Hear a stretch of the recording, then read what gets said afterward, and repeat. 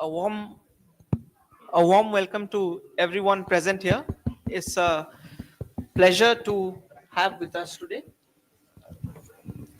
Professor Saikat Majumdar, whom I'll be engaging in a conversation soon.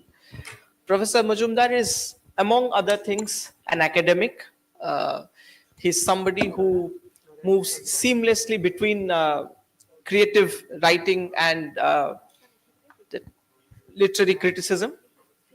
We have already heard him in at least two sessions, one which took place yesterday and one which took place just before this.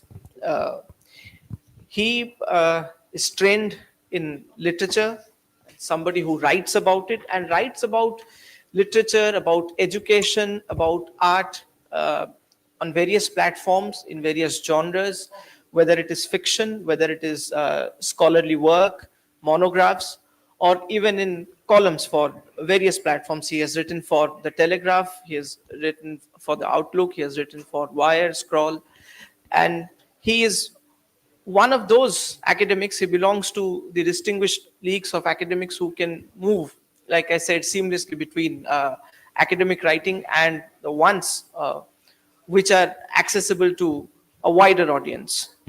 Among his other works, he has authored a few novels, including Silverfish, including The Middle Finger. He has written this novel which is called The Scent of God, The Remains of the Body, and Playhouse, or which is in India known as The Firebird. And his recent work, it's a work which is a critical reflection on learning, on the humanities. It was published last year in 24 by Bloomsbury, and this is the book. It's titled The Amateur. So we'll be discussing The Amateur and his other works. Welcome, Professor Majumdar. And I think everybody would want to know, how did you start your journey, especially since you're also a researcher. You wrote a book on this somewhat unusual and refreshingly provocative topic on the aesthetics of banality, on the aesthetics of boredom. And that was his research, which became a book, Prose of the World. And then he also wrote fiction. So would you please talk a little bit about your career? So thank you for the question, and thank you for being here. I know all our schedules are all haywire, and we can get our bodies and clocks together. So this is good to see all of us in this mess together. But I think that's a very fair question. I think Jatin's wonderful session yesterday involving Rohit, Shimona, and Sukrita was about between two walls. In fact, it's such a beautiful term that you want to stay between the walls. You don't want to belong to any. But I think I do like to say that I have multiple bad habits. I do write different things. And in many ways, I think today for somebody who wants to write fiction, poetry, what are the day jobs that are most sustainable? And I think in the end, there are two. One is media and the other is teaching.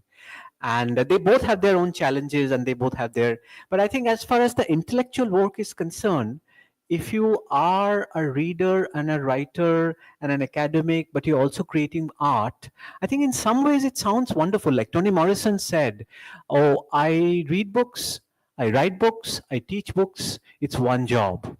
At one level, it's really the one thing. But at a final level, there are problems. The biggest problem I've faced is that people who've read a lot, people who have grown up with the idea of literature, when we start to write, we have this excessive reverence. We are too respectful of the tradition. This excessive consciousness about art is actually damaging, I found.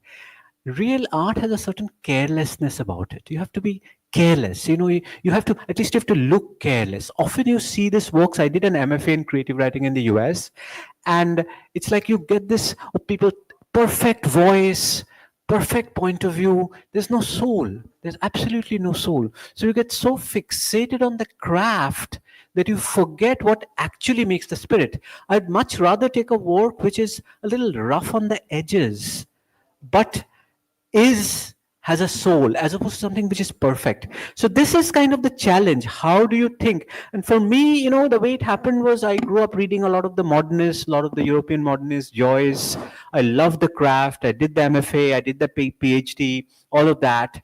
And then I was aspiring to write in a certain way. And then one day I read Anantamurthy's translation, actually Ramanujan's translation of Anantamurthy's novel, and then I felt like, oh, this is kind of bad writing. This writing is quite bad. Then I read Manto. I said, what is wrong with this writing? Is not good. And then I realized I had a very limited notion of what good writing is. And my notion of limited writing is very Western, very enlightenment driven, a certain kind of sentence. So I'm a prolific reader in Bangla. In Bangla, that is not a problem because I'm reading in that language. But when Indian literature is translated into English, and we've had many translators here and we've talked about translation, the effect of the sentence is actually quite different. And that forced me to think about my own craft in a certain way. That in a way, there are many ways of being in the world. It's not this sharpened, Joycean, perfect way is not the only way. And since then, I think I tell my students when I teach that art is a bit like a shadow. It's there behind you, but if you turn to look, it's gone. It's like the darkness in the fridge. It's dark, but the moment you open the fridge, the light comes on. So you can never actually catch it. And I think that's probably why I'm interested in the amateur, because as I was saying yesterday, that I have been thinking a lot, like art is a very interesting space where it's neither about being professional nor about being an amateur. Like one thinks about what spaces we welcome the amateur. Okay, theater, sports, the amateur has a place. When you're on a surgery table, you don't want to think that you're an amateur. Arts is a very interesting place. It's a kind of an endless tension between the professional and the amateur. And that is, I think, what makes me write. Like you mentioned, the amateur, all my critical books are driven by a certain image. And a lot of my fiction have ideas around them. So in a way, I don't really believe it's a very hybrid thing. Like this amateur, in a way, I was thinking of this proverbial student at the back of the lecture hall who is not paying attention to what's being said, but is reading a book of their own. And they're running away, cutting classes, going to the library. And they start. And this image got me thinking about the amateur learner, the one who doesn't fit into institutions. And then I realized there's so many amateur learners around the British Empire. The British education system was so mechanical, so clerical that people like Naipaul, or whether it's Pankaj Mishra, Torudat, African writers, so they really came together. But it actually starts with an image. In the same way, I wrote a book on boredom, which Jatin yesterday introduced charmingly as the aesthetics of banality. And it started with, when you're caught in a traffic jam, when you're waiting in a government office, waiting for papers, so much of our life is about being bored. So much of our life is about waiting. And what has it done in literature? What has the place of waiting in literature? What is the place of boredom in literature? So in the same way, it's very bastardized. It's like this novel, The Firebird, which sort of established me as a novelist, is in some ways about the confusion of art and life. It started with this. I had this strange memory. Actually, interestingly, started in Orissa. I was a child, 5-year-old child, and my mother was an actress. She, again, as I said, she passed away quite young, and she was acting in a play in an open air theater, and she was dying. And I still have that memory, that this terrifying memory when you're so young, you don't know whether your mother is dying. And then later, when I was teaching at Stanford, I told this to a colleague who's a theater person that, I have this strangely haunting memory of watching my mother dying. And then she said, I think you have a novel there. There is a novel. And that was the birth of this novel. What does it mean when you watch somebody you love die on stage? Your mother kissing another man. How does it work? So this whole sense of art and reality. So in many ways, my novels have ideas. My critical works have images. I don't distinguish. And I tell my students it's really about finding your voice. Once you find your voice, then you can. And in the panel we were discussing, I think writing newspaper articles have helped me a lot, because you are taking an intensely personal voice, but you're entering a very public domain. Like I was talking about this essay on COVID, how I couldn't be around when my parents died. It's almost like a disembodied death because I couldn't be by their deathbed. And then I saw during coronavirus, this became a reality for so many people. So I think the trick is to take your personal emotion and make it everybody's. It's like it's kind of a seduction. You're telling me, oh, feel with me, think with me. This is the world I've created. And I think once you get into that mode, it's really a kind of an erotic act. A poet, a novelist says, enter my world. An essayist says, think like me. A poet says, experience the feeling I'm feeling. Once you have that unification, once you have that kind of delightful promiscuity, then I think the rest is just generic difference. It's just the way poetry is different from fiction. Fiction is different from criticism. I don't think the difference is like that. And my teaching is also very much like an adda. We chat, we have back and forth, we have an exchange. I take my Litfest energy to my classroom. I bring my classroom chapter to Litfest. So it's like really one big promiscuous exchange, if that answers your question. Thank you. In fact, the subtitle of the Amateur, it has the word self-making in it, and in many of your novels, one sees this process of self-making, how characters often struggle in trying to define themselves, just as you said, finding your own voice. So even in your works of fiction, we see that happening in the middle finger. There's a certain way in which that happens, and particularly this it has a certain erotic ring to it, of course, in the novel, this self-making. So why is that so important to you, this process of self-making? You see it, of course, that is also a part of creative writing. The artist Joyce is again a prominent example, is a shining example in this category. So what does this mean to you? Why is it? Yeah. I think if there's one running theme in everything I write, it's that of education. I'm obviously fascinated by this subject. I'm tormented by it. I have dreams about it and I have nightmares because I think, and I have this Freudian id and superego relationship with it. It's like my superego says education is a wonderful thing. It liberates.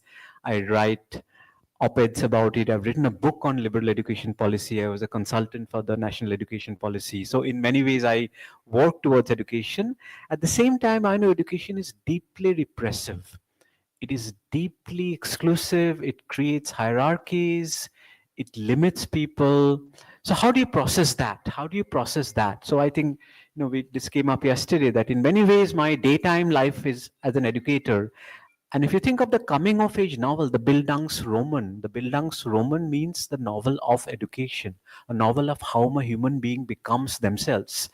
And the classical European Bildungsroman was, it was very white and male. You come from a village, you go to a big city, you get a job, you marry, you settle down, and it's over. And I think I've realized, especially in these two novels, The Firebird and The Scent of God, it's like people whose education fails, they do not become normative people. So in Firebird, it's about a relationship with a child's relationship with his mother, who's a theater actress. And it's obviously a novel about art and life and how he cannot process it. It's about, he's very proud that his mother is an actress, but then he realizes the society judges her for being an actress. A woman in performance is suspect. Why is she coming back late at night? Why is she dressing up and fragrant going out in the evening? Only one kind of woman goes out in the evening. And then his relationship with his mother becomes very destructive. And he becomes a kind of a psychological criminal. He falls in place. So in a way, his education goes awry. It kind of gets messed up. Same with this novel, The Scent of God. It's like this is about two boys who are in a boarding school run by a Hindu monastic order, and they fall in love with each other. It's a queer love story, and it's like this this boarding school people are trying to prepare students who will clear joint, will become engineering, will become responsible engineers, and obviously will marry and settle down. But they fall in love with each other, and then there's a relationship with the monastic life, which I won't reveal for people who haven't read it. So either way, it's a failure of the heteronormative person. So I am obsessed with how the kind of education which teaches us to be responsible citizens and to become actually fails in art. And that is something that is very, very important to me. And Amateur is also about that. These are about people who came from peripheries, who came from villages, who didn't know. It's like what, and this is a reality for many of us reading Western texts sitting in the colonies. What does it mean to what does it mean to feel snow? What does it mean to eat a strawberry? Like Jamaica Kincaid wrote in, I grew up saying eating strawberries and snow was a natural thing, and sand and palm trees are exotic because my literature made me othered. So this whole colonial self-making, where you're constructing your identity based on a colonial curriculum and your own reality is something different. So this fascinated me, the kind of inverted self-making. I mean, it started with this fascinating essay by Pankaj Mishra reading Edmund Wilson in Benares. Edmund Wilson, nobody's heard of him in Benares, and he's reading this essay, and he hasn't read Edmund Wilson, he has never heard of him. Edmund Wilson is writing about Flaubert, he hasn't read Flaubert either. So, not knowing about Wilson, not knowing about Flaubert, he makes the essay about caste politics in 1980s Uttar Pradesh. And I think this is a reality of many of us. We've read text about realities which are not connected. But my argument in this book is that sometimes not knowing makes you a better reader, because you cannot enter that world, so you make that world yours. And this has been a historic way the colonial amateur has grown up. And some of these people like Mishra, like Nirod Chaudhary, like Napal, they actually become public intellectuals, because being a public intellectual is often about being a kind of a savvy amateur. You kind of perform a certain professional amateurism, but that is, I think, deep in our making. So I'm fascinated with the way people make themselves, people become who they are. And obviously the other thing which plays a big role in my novels is sexuality, because sexuality is a big part of who we are. When does sexual awakening come? How do we make ourselves? So these questions are definitely very important to me. You're absolutely right about that. Um, I have no choice but to come back to this book. There's a word that occurs in this book several times. It's the Bildung. You talk about it in this book, and if we look at your other writings, fiction, it feels as if each of your novel, so it's as if there is a link. So in Firebird, for example, you talk about childhood, the plight of poor little kid Ori, and when we come to Middle Finger, it's at a slightly advanced stage. It's adolescent years, and when we move to Scent of God, uh, they're further. I mean, they're older Middle than. finger is actually older because they're set in a university. Scent of God is set in a boarding school. Yeah. Yeah, yes, the other way around. Sorry. So, was it? Did you really choose to pattern it like that, or it just so happened that you were talking about different stages of life, of youth, and so on? Yeah. No, that's a very interesting question. And someone says that your protagonists are now growing up from childhood.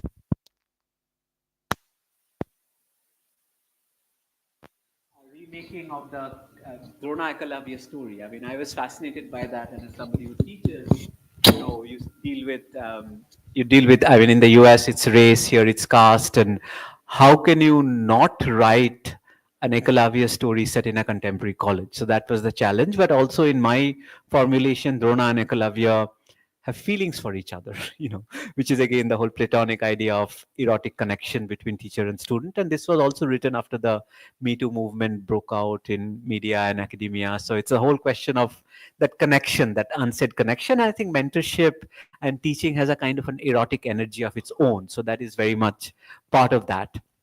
So how you come to it? Yeah, I think it's very interesting. I mean, in a way, there is a kind of a Bildung in my novels too, kind of a trajectory of age, maybe.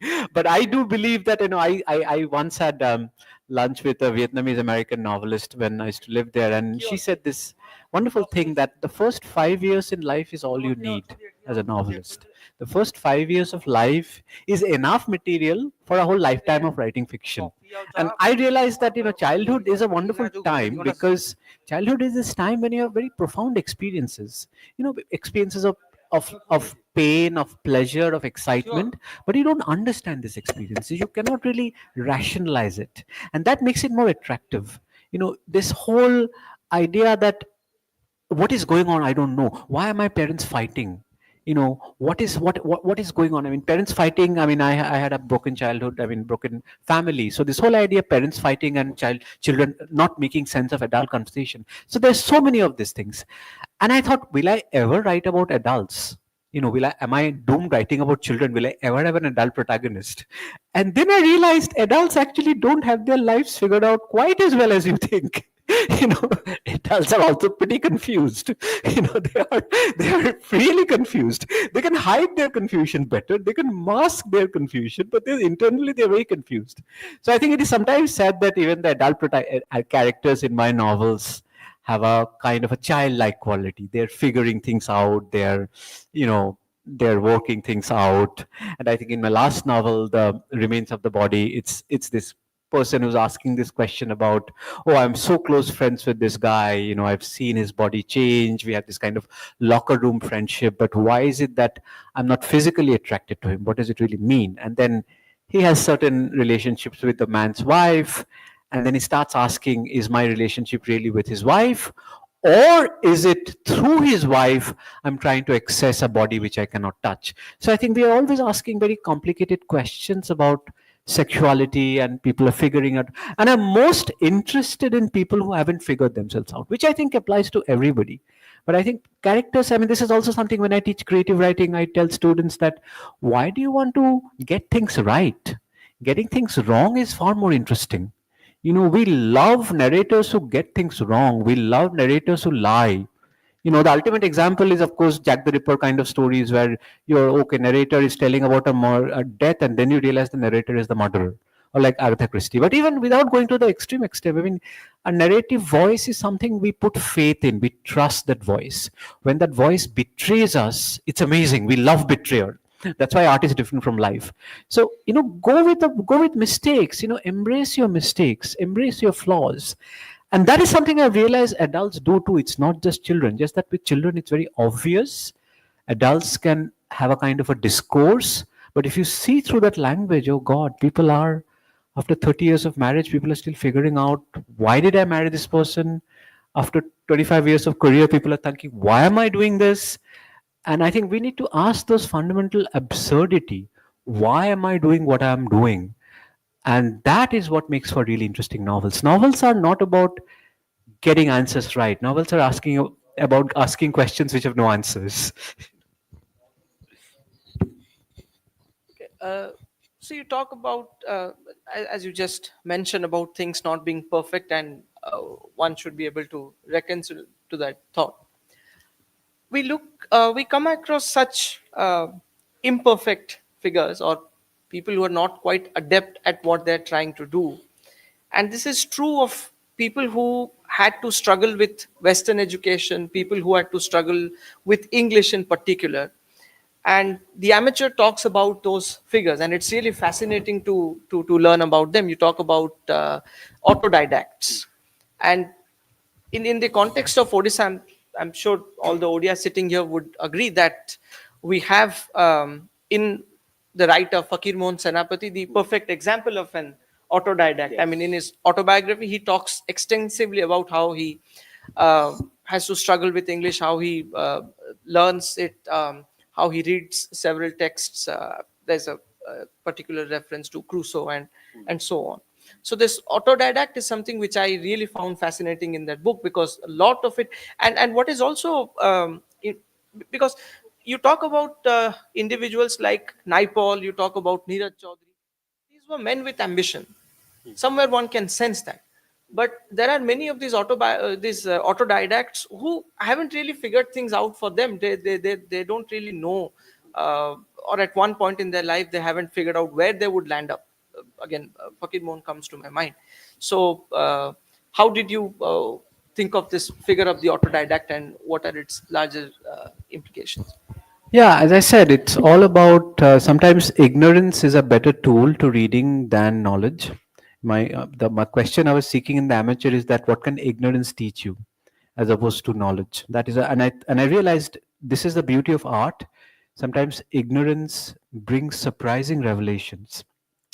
But if anything that unites this book, it's really the education of the British Empire. And the education of the British Empire is a very complicated thing. It's a very complex subject. I can go into it, but it's if you talk to anybody from Kenya, Sukrita is sitting right there, Nigeria or the Caribbean islands, or if you talk to anybody, there's certain things that unite us.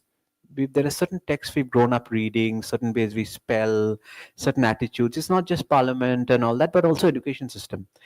And that is what I uncertain, and that really fascinates me, because British education was not simply trying to do what it was trying to do in Britain or in Europe. It was obviously trying to use education in the service of empire. In a way, there was a kind of an administrative purpose to it.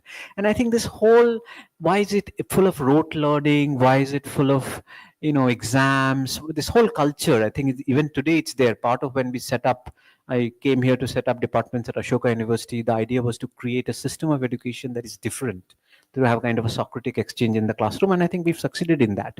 But this whole public university system, the culture actually goes back to the empire, and this is something we see reflected in CBSE, in IC, CBSE primarily. This whole culture, and I think that I saw it's fast. And Nepal is talking about, he talks about this scholarship he worked for, to get to go to Oxford, and honestly, it's just like he's preparing for JE. It's the way he talks about it is like preparing for joint entrance or NEET.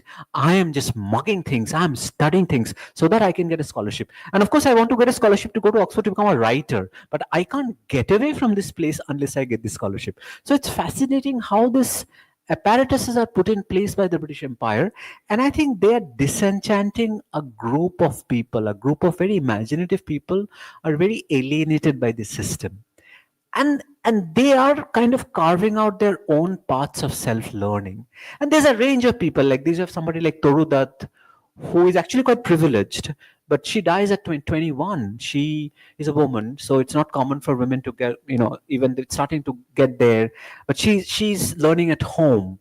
But you also have the intellectuals, black intellectuals in South Africa, who were given an education which made them ready as servants. So the whole Bantu Education Act was like, oh, you need enough education to know numbers and language, and that's all you need. So there's fascinating accounts of maids who are picking up books from garbage bins, trash cans, and then reading. And one of them, Cindy Magona, writes that, oh, I got up this, picked up this wonderful story, but the last few pages were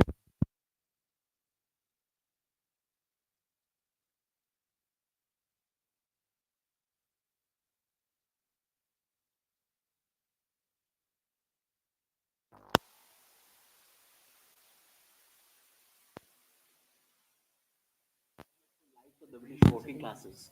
And those are also really fascinating stories where miners are working in mines and they're balancing books of poetry on their knees, scullery maids in between their jobs, they're reading, Jane Austen. So I'm very interested in how people read in extremely adverse conditions, when there's no encouragement, when there's no life, but there's a kind of a will that I must make myself. And that is the story. The amateur is the story of these people. It's the story of, I think of it as a collection of Bildungsromans, collection of all these lives being taken together. And I think that's a very important lesson for all of us to teach, because we know we've met these students in our classes. We know when students are not coming from a place of privilege, which is obviously encouragement. Now in life, the middle finger, there are Ekalavi figures all around us.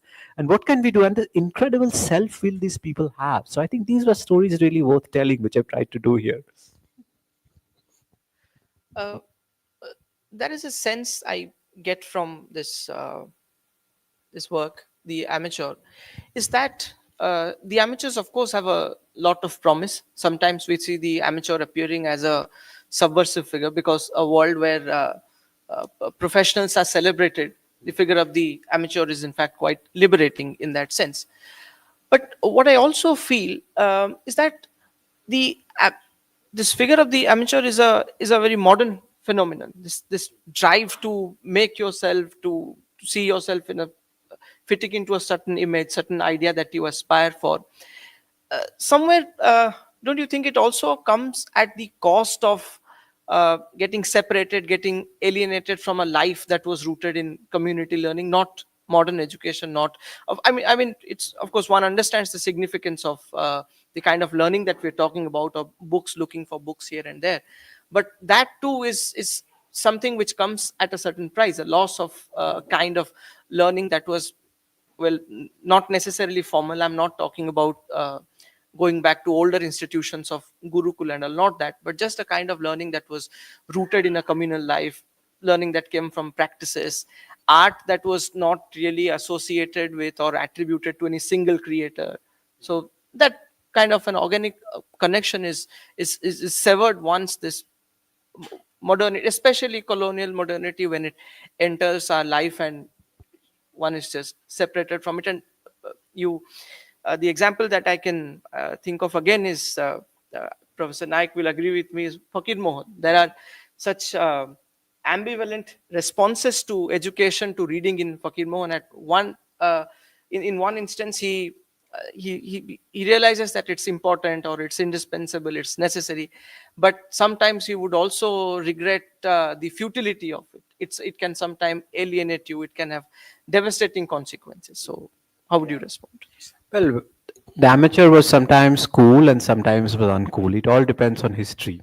So if you really go back to the Renaissance, there were wealthy men who were amateurs, who had massive, wonderful collections of wine and cheese and art and literature and manuscripts. So you could only be a man of leisure. So suddenly at that time, amateur was a very, very male thing.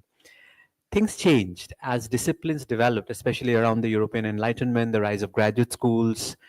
Suddenly the, the professional became a masculine figure, and to be an amateur now was to become feminized. So it's really interesting how these things have changed over the time. I mean, if you think of a realm like sports, for the longest time, the gentleman participant was an amateur, and the gentleman means the upper class participant. To be a professional in sports means you are a working class person, you're doing it for money, so you are not that genuine. So I think even today you have, sort of rugby leagues, and the most famous example of that is, of course, the Olympics. The Olympics is supposed to be, and we know they're not really amateurs, but it's supposed to be an amateur league. So it's very interesting. It has a lot to do with how knowledge is developed, how institutionals developed, how the disciplines developed. Obviously, a lot of the social sciences actually developed in the late 18th and the early 19th centuries. Anthropology would not develop without colonialism, sociology. So there are very interesting connections. And I think that is really fascinating. And again, today, I think now Donald Trump is shutting down academic programs, shutting down environmental programs. And I think, the election of people like Trump or a vote like something like Brexit, as I've written in this book, is a kind of an example that there's a mass of people who've lost faith in experts, that experts have talked down to us, experts have looked down to us. We don't trust them. And obviously, when Trump initially came, the whole idea was that I'm an outsider, I'm not a politician. The word term professional politician is almost suspect. I think that kind of disenchantment that grew up against the Democratic Party or the Gandhi Nehru family, the kind of Congress, is like, oh, these are establishment politicians. So people are coming from outside. So it's very complicated. This, in some domains, we actually value the amateur.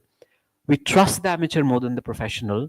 And of course, when it comes to doing your taxes or getting medical opinion or going to a lawyer, you don't want to go to that. So it's very interesting how this has changed. I think, come back to the question of arts.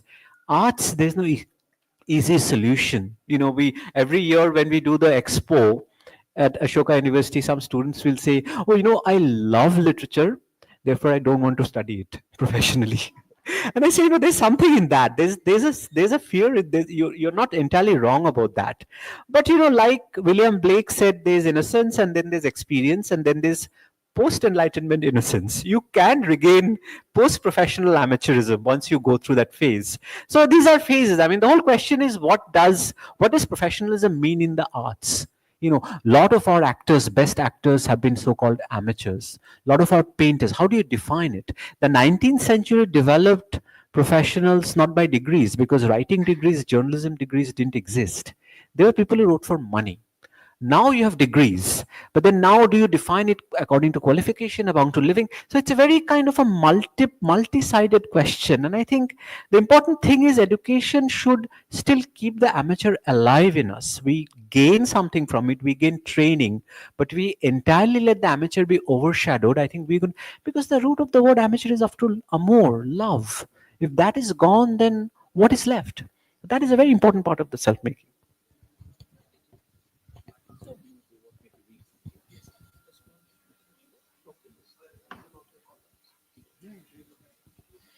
Okay. So we have talked about Professor Majumdar's books, but he's also somebody who contributes to popular platforms, to newspapers, online portals, and he's somebody who has written extensively about education, particularly liberal education, about the humanities. Recently, in the past 5 or 6 months, in India, we have witnessed debates on the history or the state of affairs of various disciplines. So there are at least two examples that immediately come to mind. One on history. It was Dalrymple who sort of started that debate. And then there were a series of articles, there were debates on political science. My friend and scholar Sampad Patnaik is here. He too was uh, one of the persons who participated in that debate. But somehow we haven't seen such debates on the discipline of literature, uh, on English, for example. What does that tell us about the past of this discipline, and what it might tell us about its future? How do you see this? I think the humanities generally are very self-reflective. The reason if scientists are obviously getting so busy getting grants and curing cancer, they don't have the time to think about it. I guess we don't have that kind of urgency. So you always kind of have this navel gazing, oh, what is the state of our discipline? I think the whole debate about English studies in India has been a raging one. What did it mean in terms of colonialism? Was it an ideological exercise? Was it a soft power thing? Was English literature a big part of soft power? So those were very important debates that happened. I think right now, I think what we've seen is English has kind of prestige, but it has lost its power. And I think you can see very much that with the regime change, it has moved to a different space. I think, and that's a wonderful thing in many ways, but of course and I've written an essay about this for the Los Angeles Review of Books, that what it means for people to read in English, and this applies a lot to people who write in English, is that when people in India read in English, they want something concrete, something that helps them, something that helps me clear an exam, get a better grade, or at the very least, say something smart in parties, you know. But people don't have the same expectation when they're reading a vernacular language. It's like, my point was that reading in English in India is kind of going out to eat in a fancy restaurant. You don't want to go to a fancy restaurant and eat dal chawal. I mean, that is a culture which you have in the West. You can go to a restaurant and eat the same kind of fare, just done differently. But in India, people, that whole idea that I want to improve myself.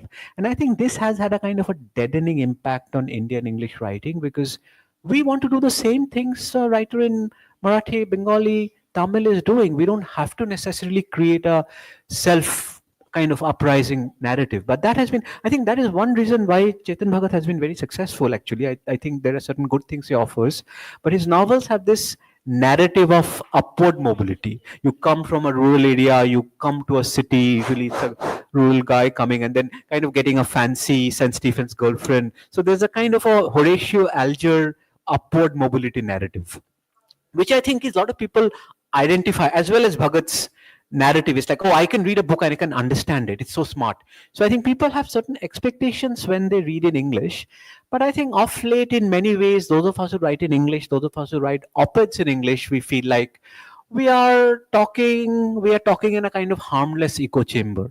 We are there, we are okay, we're getting a lot of prestige, but we are not really converting anybody. Off late, I mean, people would say that, oh, don't be critical. No, I'm getting the sense like, fine, you can do whatever you want because no one really cares. I mean, if you're saying this in a Hindi YouTube, that would be a different thing.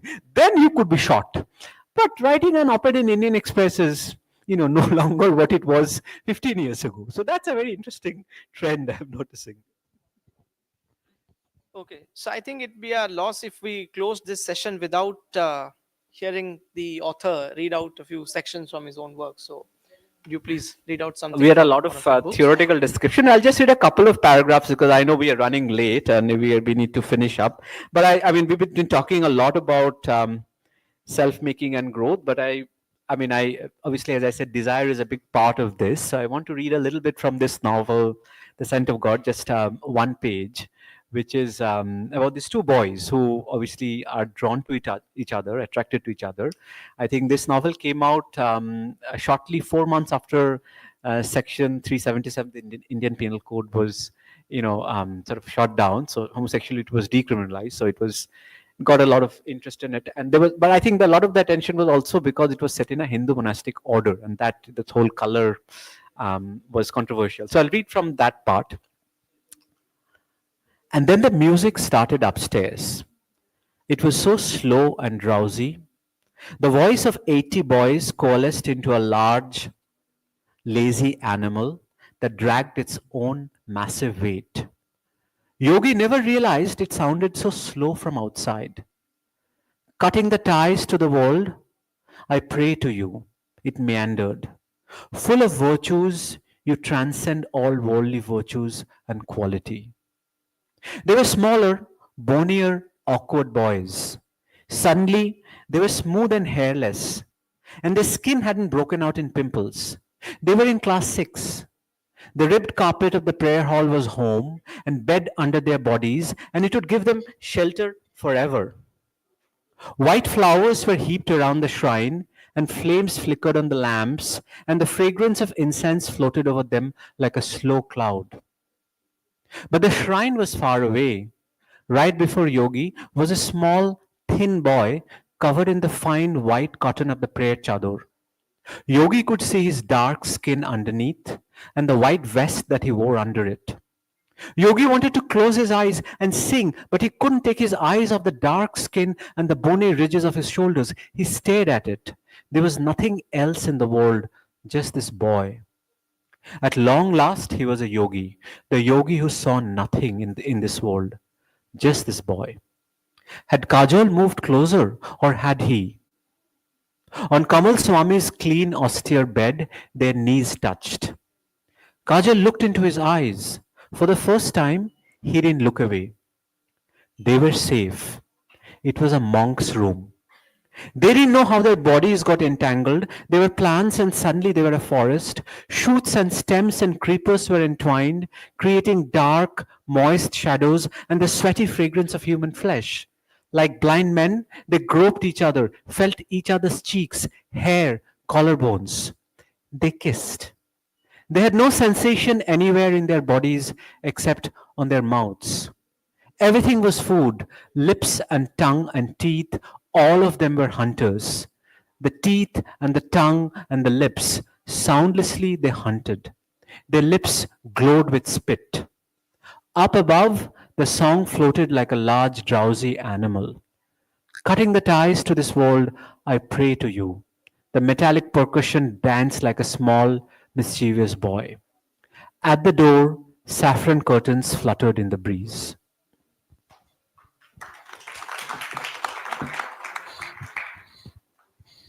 We can take a few questions.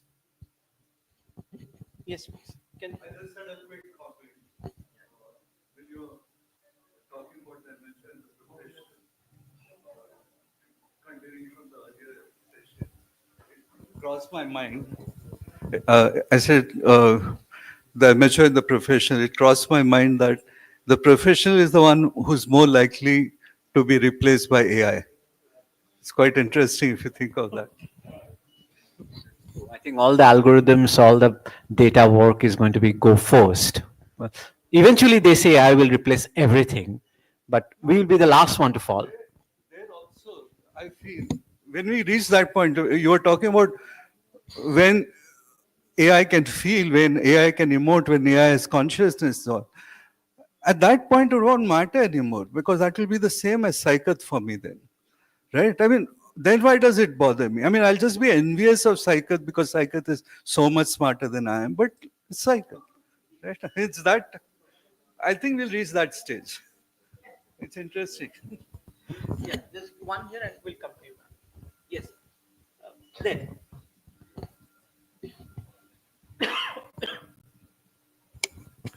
I'll steal a quote to make this slightly provocative. I think it was Runciman who said that democracy has ended. We just don't know it yet. So I would like to hear your thoughts on whether the university also has ended. We don't know it yet. We are going to this place which is called the university. And the reason which I say that is because, especially in a place like India, if you're still somewhat of a reputable university, okay, your academics are expected to publish and speak. But if you're not such a great one, uh, all that you're supposed to do is hold events. And teaching has taken a hit. Teaching is not taken seriously anymore. Teachers are now being referred to as resource persons, facilitators. So has the university already died? It's such a huge subject. I don't want to get embarked on that while another panel is going. So maybe you and I can talk about this outside.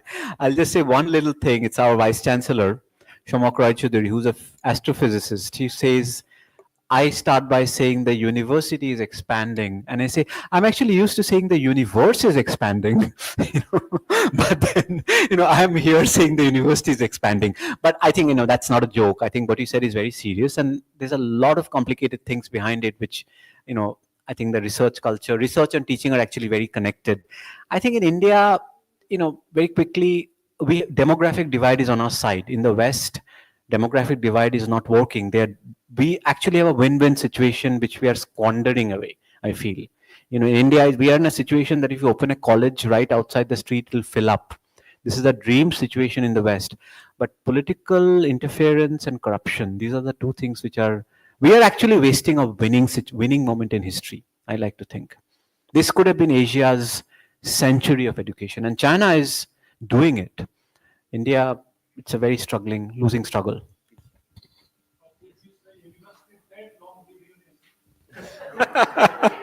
Well, that was a very 70s Calcutta slogan, right? 60s, 70s, that was, our parents were definitely brought up on that slogan. That their self-making was part of that. Okay, yeah. This is this has got to do more with the craft of writing. So as a literature student, I've always been taught about the right structure and the right, like the form, the so-called form. So as an academic, in contemporary literature, do you see any change, any deviation from the accepted, structured, the systematic progression of a plot, or is there a way that an author can deviate a little, make it a little more creative with using different voices, different povs, and a kind of a structure which can be his or her own unique a structure which may not necessarily adhere to the accepted traditional concept of structure? Well, the form always responds to medium and technology, right? When the novel could not have come into being without printing.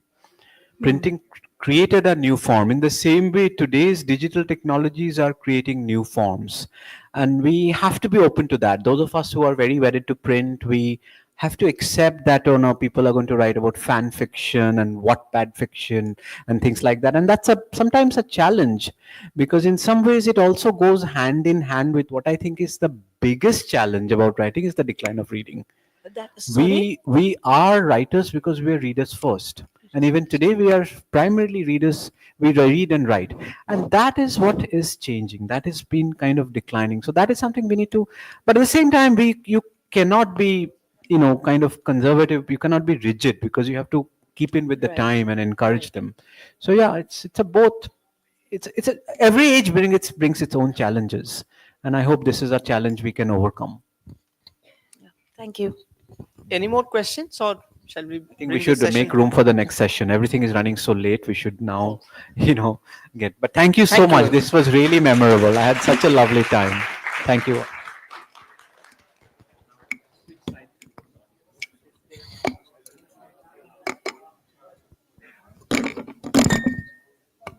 With this, the Narratives Unbound session comes to a close. Thank you, Sashwat Panda and Saikat Majumdar, for the insightful conversation that explored the boundaries of storytelling. We appreciate your thought-provoking discussion. I'd like to call Dr. Sukrita Paul Kumar to give citation to our esteemed speakers. Please.